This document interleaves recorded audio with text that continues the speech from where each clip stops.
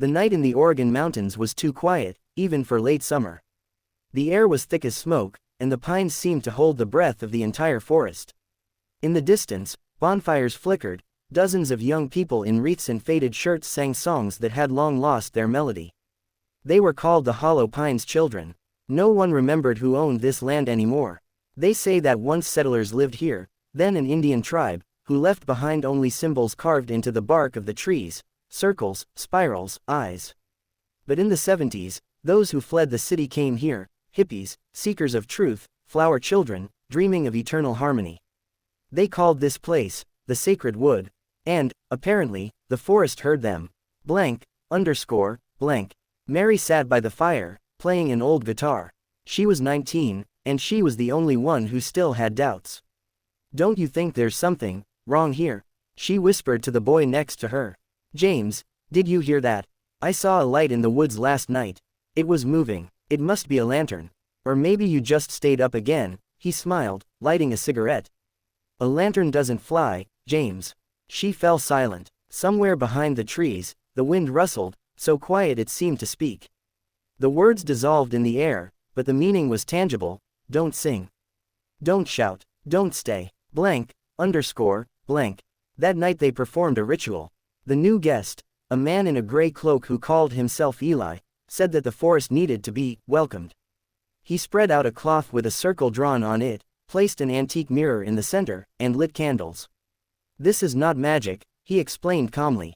"This is communication. The forest is a being. It hears us. We just respond to it." Some laughed nervously. Others approached curiously. Mary did not move. She could not take her eyes off the mirror. Its surface seemed to breathe. "What if he answers?" she asked. "He already answered," Eli said quietly. At midnight, the sky was covered with black clouds. The fire went out by itself. No one noticed the trees move. They didn't move. They just moved, closer to the circle. Mary was the first to scream. She saw the shadows begin to weave into human figures, the faces of her friends, living people, reflected in the mirror, distorted, old, dead. James rushed toward her, but stopped. The ground beneath his feet was pulsing like a heart. "Eli, stop it, it's too late," he replied. "You wanted the forest to hear you." The shadows left the circle, and the forest spoke. "Don't sing, don't shout, you're staying. Blank. The next morning, the police found only burned-out huts, several burned-out cars, and a guitar without strings. No body, only the word, "stay," was carved on a tree near the former camp. Blank. No one had dared to enter for decades. The map of Oregon no longer had the word, Hollow Pines. But time doesn't erase history, it just waits for someone to rewrite it. The sun was barely peeking through the dense canopy of pines as the jeep rumbled up the narrow forest path. Ethan held the steering wheel tightly, listening intently to the thud of the engine that seemed to echo throughout the valley. He didn't like forests. He didn't like the darkness, the branches rustling at night, and especially the legends that haunted people like his colleagues. "Are you sure this is here?" he asked, his eyes fixed on the road. "Yes," Lena replied, looking at the map on her tablet. "The place is marked on old tapes, and Samuel assured me that the trail still runs. We came to see the ruins of a former settlement." Ethan frowned skeptically. Lena sat next to him, her eyes shining with impatience. She always looked for stories where others saw only silence. "And Emily?" He raised an eyebrow when he saw the blonde with the backpack bouncing in the back seat, trying to catch a signal on her phone. "What? Filming stories again?" Lena laughed. "Don't distract her. She's here for the hype." "Hype? Yes." Ethan shook his head. "So what? Do we have to wait for the forest to give us inspiration now?" "Samuel, are you sure this is safe?" Noah asked, squatting by the window. His hands nervously fingered the wires from the recorder. "The forest looks neglected. And quiet. Too quiet." Samuel, the middle-aged local ranger, silently watched the road. His face remained stony, but his eyes occasionally flickered with alarm. "It's okay here," he finally said. "I've walked these trails hundreds of times. The forest just doesn't like noise. So be quiet." "The forest doesn't like noise," Lena repeated, almost to herself, smiling. "I love this place." "Not yet," Ethan grumbled, but inside he felt a strange chill that rose every time they plunged deeper. The narrow path wound between the trees, their shadows arching on the jeep like living things. Noah felt the air thicken, and a sense of someone else's gaze flickered in his head. Who else feels we're not alone? He asked quietly, his voice trembling. Ethan shot him a skeptical look. You always feel it. Calm down. This is the forest. There's no one here. But the forest responded in a different way. A branch cracked nearby, and everyone held their breath. Emily clutched her backpack, her eyes widening. Lena leaned forward, peering into the dark undergrowth. It must be an animal, she said calmly, although the words themselves did not convince anyone. The jeep stopped near an old clearing. The broken huts, fallen pillars, and stone remnants of foundations spoke more than any words. The forest here seemed even thicker, darker, and at the same time, pulled behind it with an invisible force. Here we are, Samuel said, getting out of the jeep. His gaze swept over the ruins. It's better to enter here in a group. And not split up. Ethan lowered his backpack and looked at Lena. She was already taking out her camera, her eyes shining with excitement. He noticed how her hand was shaking, but it wasn't fear, it was a desire to see something unknown. And something in his chest tightened. I guess we'll see a lot of interesting things, he said, though his voice seemed strangely weak to his own skepticism. They set off along the path that led to the center of the former settlement. The deeper they sank, the stronger they felt a strange tension. The trees seemed to lean over them, and the shadows between the trunks curved into familiar shapes, faces, hands, silhouettes. Ethan, look over there, Lena whispered, pointing to a fallen tree carved with symbols. Someone was here, and left a mark. Ethan leaned forward, peering into the spiral that resembled eyes. It was as if someone had been looking at them through time. He grumbled. Do you think this is? It doesn't seem like it. Lena stepped closer, her hand touching the carved tree. They left a message, and just as the three of them stood together, the forest seemed to breathe in. The rustling of branches was like a whisper that stretched between them. Ethan felt his heart tighten, not from fear, but from the realization that they were no longer just observers here. The forest began to watch them. Emily, can you hear that? Noah asked, and the girl only shook her head, trying to focus on the camera. It's just the wind, she said loudly, but her eyes were looking deep into the dark forest. Ethan felt Lena come closer, touch his shoulder, and he instantly felt a warmth that countered the chill running down his spine. There was something elusive about the silence that enveloped them, as if the forest was assessing whether they were ready to move on. Okay, Lena whispered, let's see what they have to show us. They walked forward, every sound, the crunch of stones underfoot, the rustle of leaves, seeming louder. And with each step, Ethan felt more and more that his heart was beating not just with excitement but with something much deeper than fear. They moved further along the path that led to the center of the settlement. The trees stood around them like giant sentinels, the shadows between them moving, as if alive. Noah held the recorder in front of him, catching every sound, even the slightest rustle of leaves. Can you feel it? He asked, turning to Lena. What exactly? She leaned slightly, looking at the branches swaying above them. Silence, or rather, whispers. I can definitely hear voices, but no one is speaking. Ethan gave him a skeptical look, but inside his heart also clenched. He didn't like this feeling, when his brain refused to explain what was happening around him. You think so? He grumbled. There's nothing here but trees. Lena smiled, leaning slightly toward him. Maybe you're just not listening. She was close, their shoulders touching, and Ethan felt a strange wave of warmth spread down his back. He wanted to smile, but the forest wouldn't let him relax. Just beyond the fallen tree, they spotted an old cabin. Its roof was broken, the walls were covered in moss, and the windows stared back at them with empty eye sockets. Emily instantly rushed to take photos, and Lena raised her camera, ready to shoot. This must be the place, she said quietly. Let's see what's left of life here. Samuel shook his head. Be careful. The cabins are old, everything could collapse. And stay together. Ethan felt his hand involuntarily touch Lena. She just nodded and walked beside him. This closeness seemed natural, even with the fear swirling around them. They went inside. The floor creaked underfoot, dust rose in the air. There were broken cups on the table, and on the wall were old drawings, spirals, and strange symbols. Someone lived here a long time ago, Lena whispered, touching one of the drawings. But these symbols, they're not just decoration. Someone left a message. Ethan leaned forward, peering into the symbols. It seemed to him that they moved as if they were alive. He felt fear and excitement swirling in his heart. Do you seriously believe this? He said quietly. No, Lena replied with a smile. But I feel like it's important. Noah pointed the microphone at the walls. The device hissed softly, and then muffled voices began to sound, but none of the people present spoke. Emily jumped back. What is this? Did someone record the sounds here? No, Noah replied, I don't know, it's impossible. And then, for the first time, a whisper came, making everyone shudder. Go deeper. Ethan rushed to Lena. Did you hear that? She nodded, her eyes alight with a mixture of fear and curiosity. Yes, and we must move on. They walked down the path that led to the old lake. The water was dark as oil, reflecting the sky and the trees, but not their own faces. It was as if a mirror refused to show reality. It's strange, Emily whispered. Why can't we see ourselves in the reflection? Ethan moved closer to Lena, grabbing her hand. His brute strength was both protective and gentle. She felt it, and she felt better, though a chill of fear still ran down her spine. Stay close, he said quietly. I won't let go. Lena smiled, looking into his eyes. There was something powerful about the feeling that even in the heart of the forest, among strange whispers and shadows, they could resist fear together. The lake gurgled softly, and the air grew thicker. The shadows behind the trees arched, and they seemed to be moving toward the group.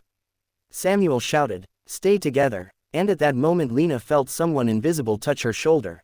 Ethan instantly grabbed her hand, pulled her closer to him. Don't be afraid, he whispered. I'm here. The forest took no time to open up.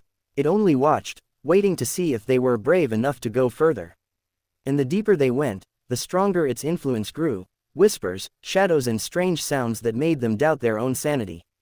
I think we're on the right track, Lena said quietly, holding the camera in front of her. And something tells me this is just the beginning. Ethan sighed, holding her hand. In his heart he felt a strange combination of fear and attraction. The forest was testing them, but he was ready to protect her, even if he himself did not understand what lay ahead. They moved along a path that wound between tall pines.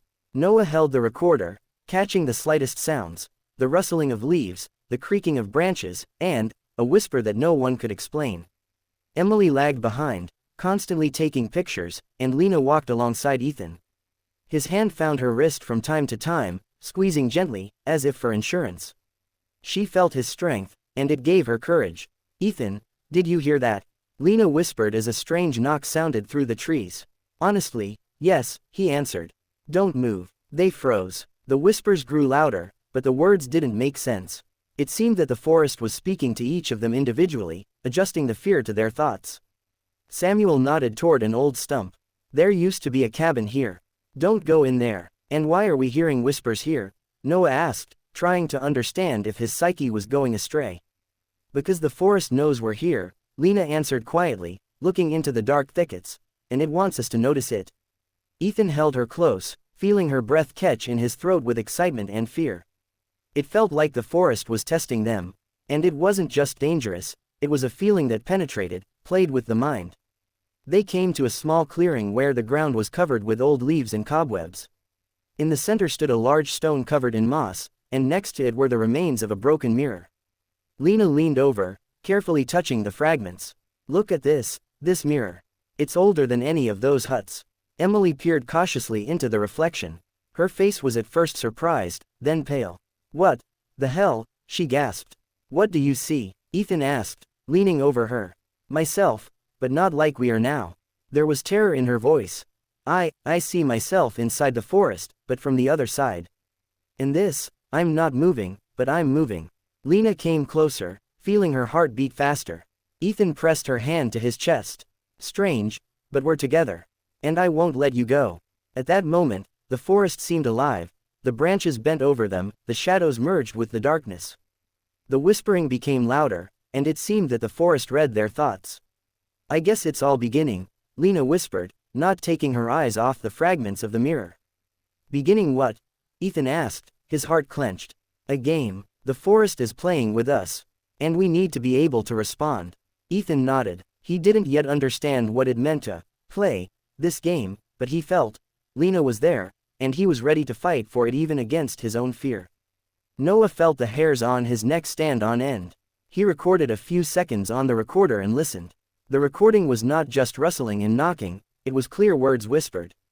They're here, they see. Emily clutched the camera, and Samuel shouted, "All together, don't be separated," and then the first physical presence was felt, something like a shadow passed between the trees.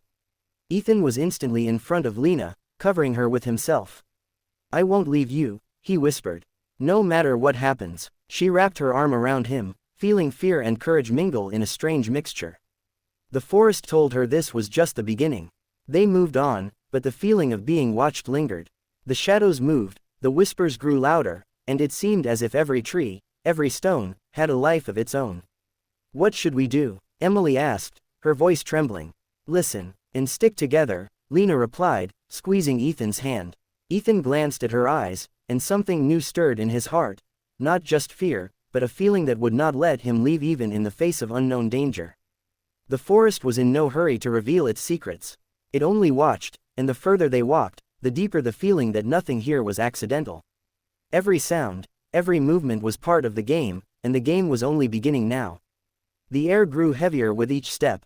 The forest no longer seemed simply dark and quiet, it seemed to breathe, approaching, flowing around each of them, reading their thoughts and fears. Noah walked ahead, listening to the recorder. "Something is wrong here," he whispered. "These sounds, they are not just noise. They speak. Emily grimaced. "About what?" "We don't know," Noah answered. "Words that are whispered change." It was as if each person heard their own. Samuel moved ahead, feeling something invisible watching them. "Don't separate," he repeated. "And stay close together." Ethan walked beside Lena, his hand finding her wrist from time to time. He felt her presence calming him, though he himself felt a strange, shivering cold. "Ethan," Lena whispered, "I hear, as if someone is calling us." "Me too," he replied, pressing her hand against his. "But I'm here, we're together." In the clearing that had once seemed safe, they noticed ancient symbols carved into the bark of trees. The simple geometric shapes looked simple from a distance, but as they got closer, the shapes seemed to move, merging into familiar shapes. "What is this?" Emily asked, her voice trembling. "It's unknown," Lena leaned toward one symbol. "But these aren't just drawings. Someone wanted to leave a message." And then the forest spoke louder. The rustling of branches turned into a whisper that took on formulaic words that shocked everyone. "You shouldn't be here." Ethan rushed to Lena, holding her in front of him. "Don't be afraid," he whispered. "I'm here." Emily stepped back, losing her confidence. "This is impossible," she breathed. Did we see something, or is it our minds?" Noah tried to calm her down. "This isn't an ordinary forest, it's like it's testing us." Samuel nodded, but his gaze grew even more serious. "And not just us. The forest chooses who it wants to test." Ethan held Lena closer, feeling his heart beat faster. His brutality turned into protection, but at the same time he felt a vulnerability that only strengthened his attachment to her. "Let's just move on," Lena said quietly. "We're together, and that's what matters." They set off down the path, but the shadows between the trees began to take on familiar shapes. It seemed as if something was watching them from within the forest, repeating their every step. Ethan rushed ahead, holding Lena close to him, and felt a strange mixture of fear and protection. "This is just a test," he whispered. "We will get through this together." And then, as they stepped onto the narrow bridge over the dark pond, something invisible touched their shoulders. Lena flinched, but Ethan held her tightly to him. "I won't let go," he whispered. "Even if the forest tries to separate us." Emily froze, pointing to the reflection of the water. There's something moving." Indeed, the surface of the pond seemed to come to life. The reflection reflected their silhouettes, but slightly distorted. Their faces looked older, more frightening, their movements a little different. "The forest shows us something that was and will be," Lena said, feeling a chill run down her spine. "And it tests us." Ethan squeezed her hand tighter. "Hold on tighter. I won't let go." And they walked on, slowly, carefully, feeling that each step was a test of their courage and their ability to stay together. The forest watched, and the further they walked, the more they felt that their journey was just beginning. The path wound through tall pines, and the forest around them seemed even thicker, darker. The sounds of whispering grew louder, but they were no longer just ghostly. Sometimes it felt like voices saying their names. Emily froze, holding the camera.